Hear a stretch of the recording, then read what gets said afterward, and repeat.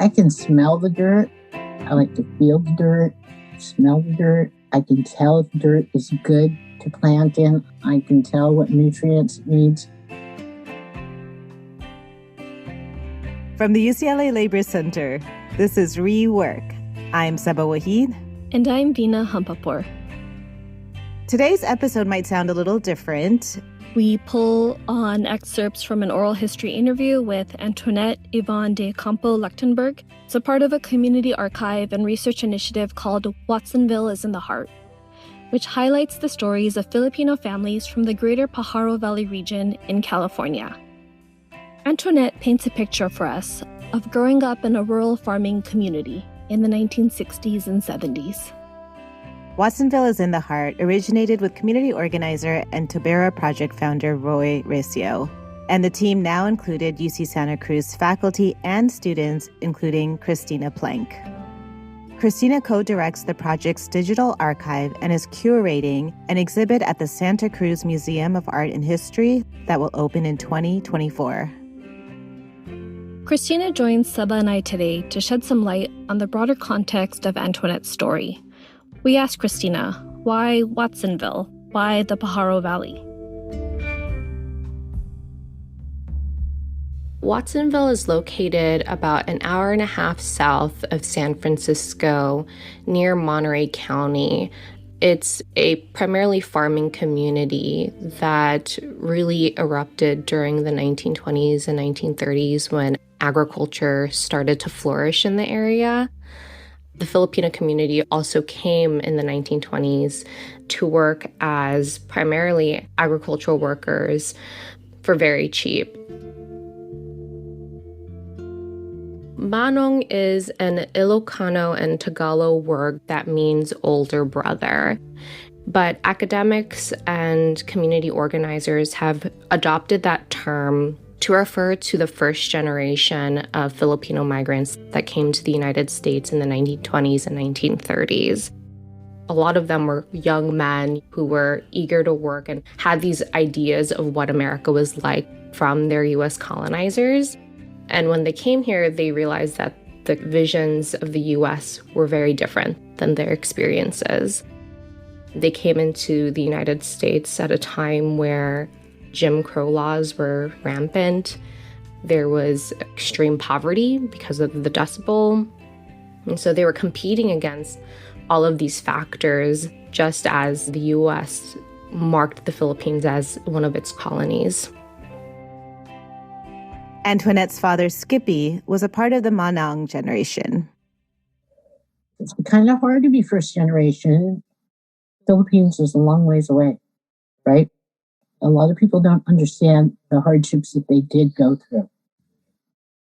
I mean, they were paid pennies to work and lived in terrible living situations.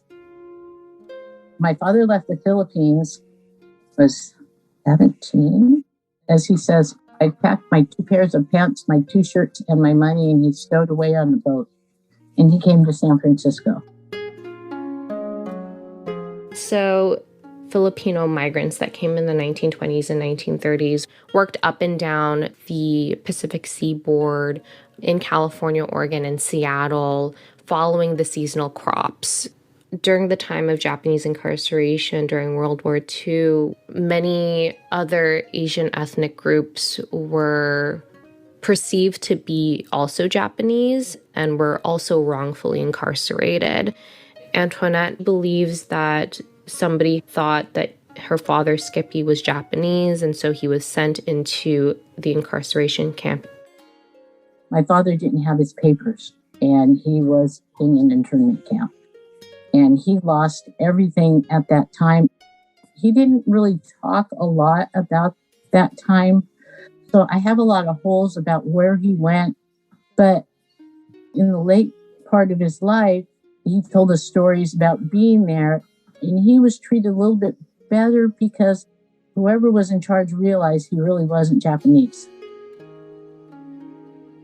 After Skippy got out, he eventually ended up in the Pajaro Valley. A really important thing that my father did for other Filipinos was to help them get their visas. He came here with no papers. And where did that land him? In an internment camp. So he helped people get their paperwork straight. Skippy was a very industrious man. In addition to being a foreman in various ranches, including the Cressetti Ranch, he also owned his own land and farm. Before World War II, Filipinos were largely barred from owning land under alien land laws in California.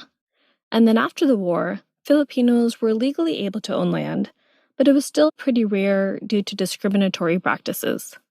And Antoinette's father found a way through his sister-in-law, May. My Aunt May Wasser was a white woman that could own property.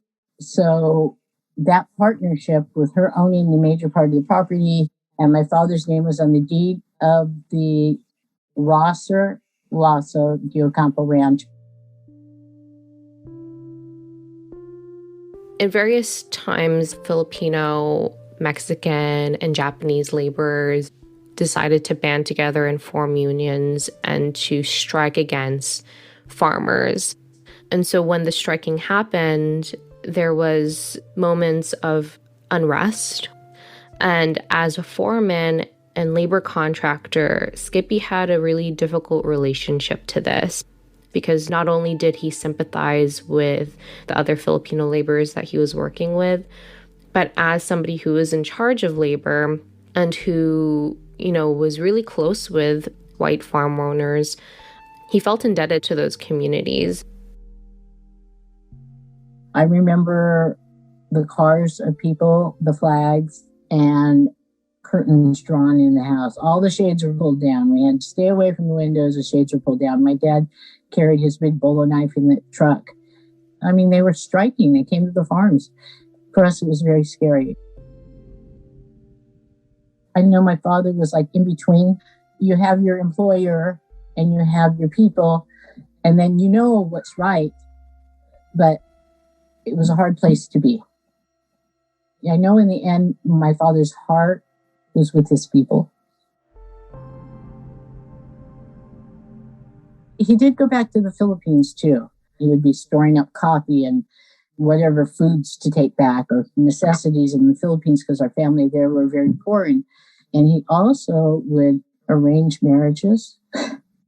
He'd make that trip to the Philippines every couple of years, take some rancher with him, find a wife. Antoinette's mom was from Texas, but her mother's family lost their ranch during the Depression, and so they had to move a lot. They went from Michigan to Washington to California.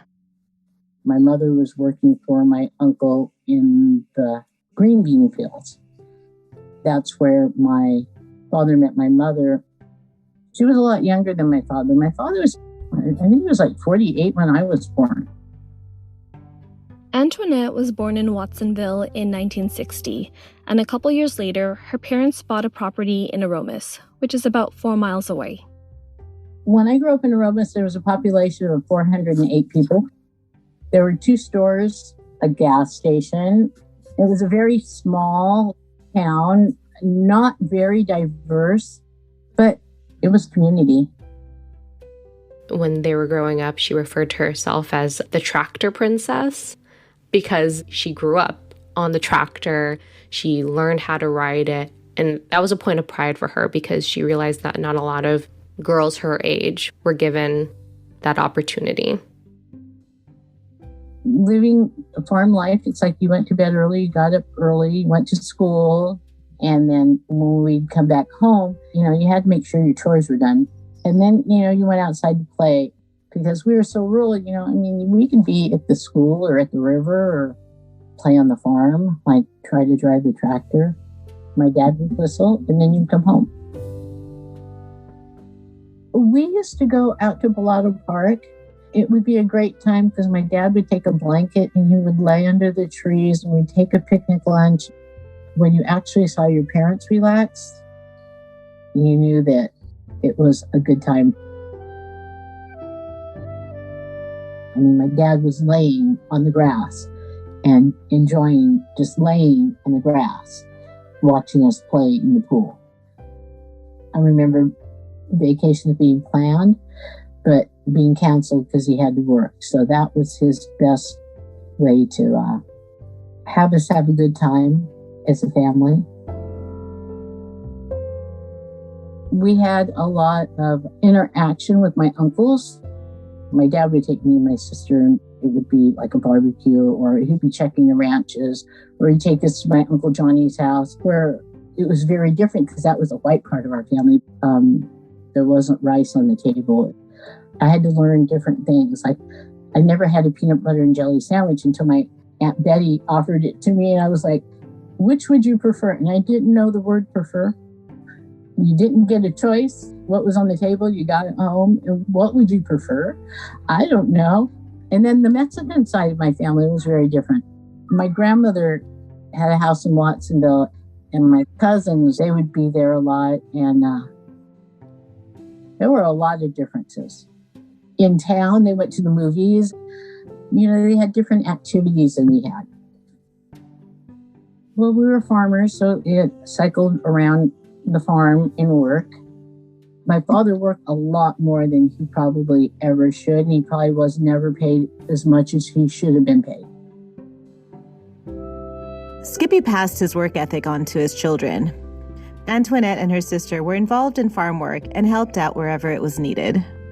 The reason why they were so involved in the farms is because they didn't have an older brother. You know, a lot of the gendered labor fell upon them.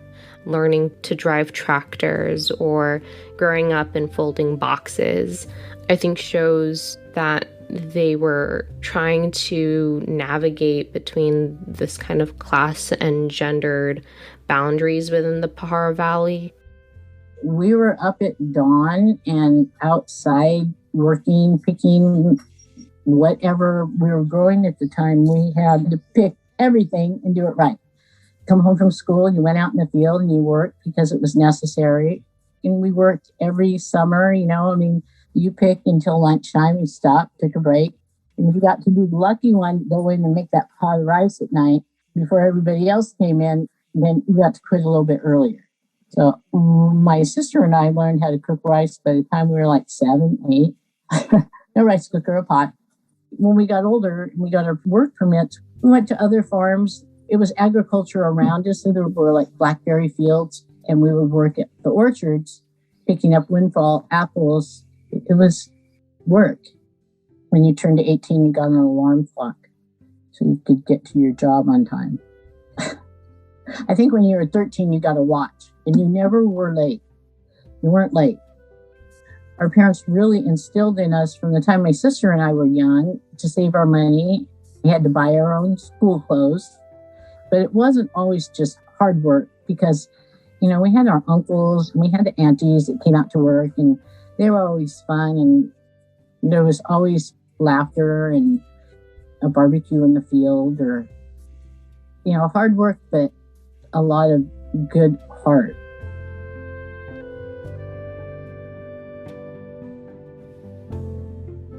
In high school, Antoinette's life took an unexpected turn. Life was a little bit disjointed at that time. I ended up being a teenage mom.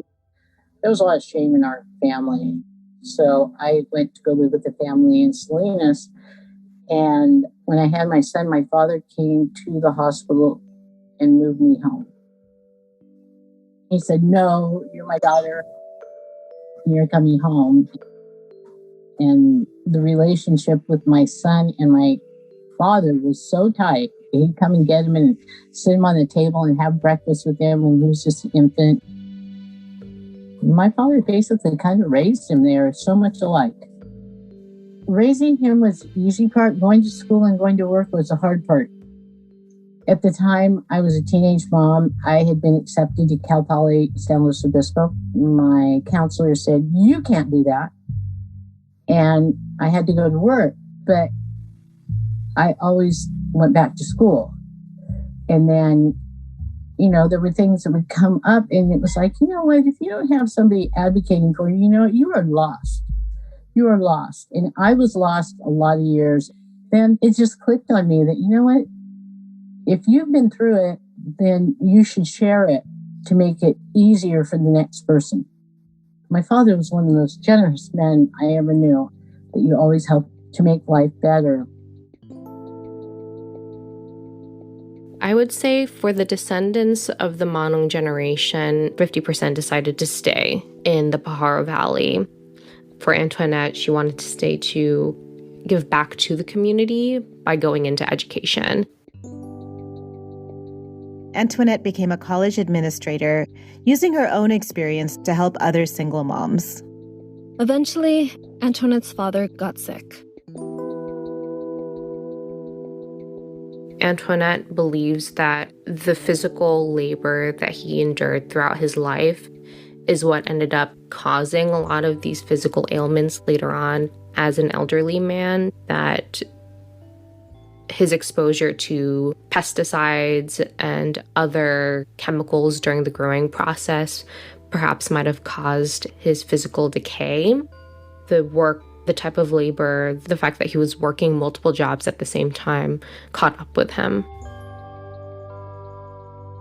When my father passed away, I moved out there to help my mom maintain the ranch, but then I got sick and I couldn't help maintain the ranch. My mother sold the property to my brother and my sister. I've made peace with it because I live a mile away from all my memories. I drive through these fields I've been through all my life. I drive through and look at the black dirt. I remember the pristine valley with the beautiful orchards and the strawberry fields and the bean fields. And now it's all hoop houses and plastic. I know that it's good for the farmers, but I also know that through the pesticides and this transition, a lot of us got sick. I know that a lot of our fathers suffered from being directly underneath these poisons and the sprayers. And, we as kids used to chase the plane that was crop dusting. My sister and I had a bedroom on the other side of the wall of the storage room that held poison. But, you can't hold that against your parents because they didn't know. My father used food as medicine, though. He knew if he didn't feel good that he needed to eat more broccoli or he needed to eat fish. My father took care of us when we were sick. So it was always fresh fruits, vegetables, so much to the point where I kind of hated them after a while. But he would know that they would make you feel better. It just was something ingrained in him. It was something that I started studying it more. Back to Eden was a book that I kept really close to me after my father's heart attacks because he knew he needed a heart tonic. And he kept telling me about these berries. And I finally looked it up and it was hawthorn berries. And I ended up making hawthorn berry tea, which was a heart tonifier. And then he would tell me about other things. So I would go to the herb room and pick them up. And it really started my passion for learning herbs and plants as medicine. Yeah, I've kept that pretty close to me throughout the rest of my life. I'll tell you a little story. My father used to put the marijuana in the alcohol for his rheumatism, and he would actually make it for some of the judges in Santa Cruz County and really important people. This green stinky ointment. Now, I didn't know what it was growing up, but I went up in the attic one day and I found some pot. And I went, oh my God, this must be my brother's. So I hid it so my father wouldn't find it. And then my father called up and says, God damn it, Antoinette, your brother took my stuff. And I was like, whoa, wait a minute. What stuff, Dad? And he says, I had a bag in the attic. That's my marijuana I make my medicine from. I had to tell him, oh, I have it. Here it is, Dad. I make amazing pain salves now, and I have to attribute that to my father and teaching me that. It was something that they knew was good medicine. I've done a lot of studying about herbs. I mean, these weeds that we call weeds are really medicine, and I tend to them. And my son, his wife is a herbalist, and he's very much followed the path my father did with food as medicine. My grandmother, too, she used a lot of herbs. My dad used to actually go help her put her garden in every year in Watsonville. We collect seeds, and my love of plants and farming has to come from my dad and my grandparents. But dirt is important to me. Dirt's very important to me. We asked Christina whether their project, Watsonville is in the Heart, is ultimately about the manong generation or their descendants. The focus of the project is the memories of the descendants of the manong generation. And I think focusing on the memories of the children of the manongs for us is really important because a lot of the manongs have passed away. And so the only record that we have of them now are the memories and the stories that the second generation have retained. And so memory work and the politics of memory is so important because it shows us what is remembered, why is it remembered, and what is lost. And those gaps in memory, I think, tell a larger story of the Filipino-American experience in the Pajaro Valley. This project is also personal for Christina. It's really deepened my connection to this place that I call home. And it's really invigorated me to be loud as a Filipino and to showcase these histories and say that Filipinos survived on this land for so long and we continue to do so. Growing up, I didn't realize that the history of Filipinos went as far back as it did. Connecting with the family members, that's what makes the project so important and so special to me. It feels really gratifying and I think shows the deep connections that we have between the university and the community. Community members participate in this project because they're also thinking about the future.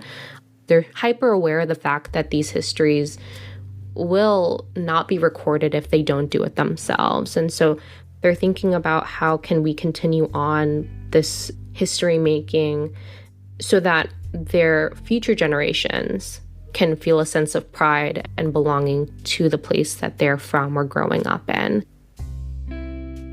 I love my grandchildren to death, and all I want to do is encourage them that you're so worthy. You are authentically you, and you came from where you came from, and you can learn from your parents, you can learn from me, but you have that power to be who you are, be the best you can be, and when you don't want to be anything at all, take a break and come back to being authentically you and light that spark. My father was a little man, but he was the biggest man I ever knew. And he had the biggest heart, and he was so generous. He had a sense of humor that he was just a funny guy. All my 3 granddaughters have called me. Every time they have to do a big report, they always choose the Philippines, and they always want Grandpa's story. I'm like, didn't your sister say that?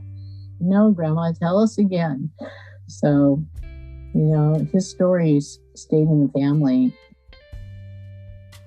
I just really cherish the love that my father had for his family and for taking care of other people around him. I mean, if there was something to share, there was something to share.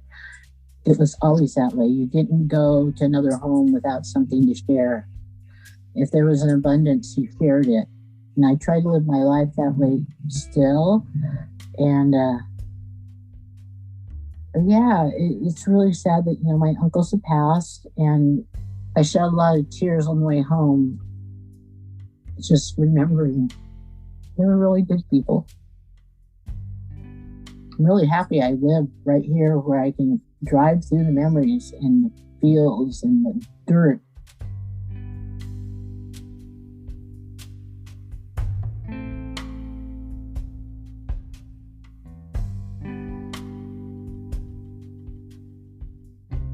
What her interview really made me think about is how we connect to our origins or our roots or where we came from.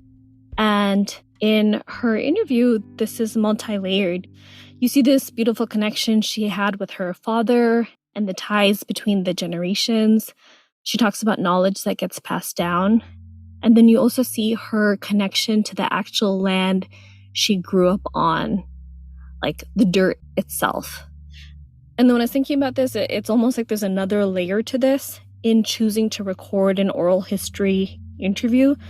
Her past and her heritage and her family story, the roots of that are in this oral history recording now for future generations to see. It made me just think about the different ways that we connect to where we came from and the ways that we feel it and preserve it.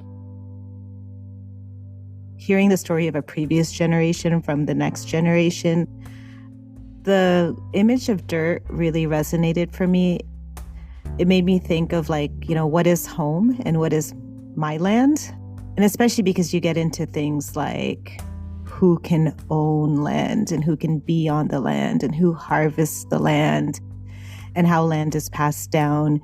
And, working with an oral history this time and really getting to see Antoinette's story, Skippy's story, but then a whole story of a bigger community, whether it's regional, like the Pajaro Valley, as well as the Manong community. What I really felt in this story was both how stories are passed down and then also how traditions are passed down.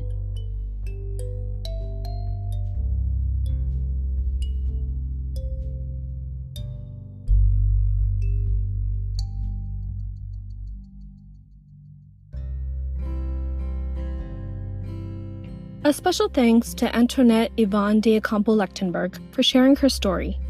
And thanks to all of those involved in the Watsonville is in the Heart project. To learn more about this community archive and research initiative and to hear Antoinette's full interview, please visit wiith.ucsc.edu.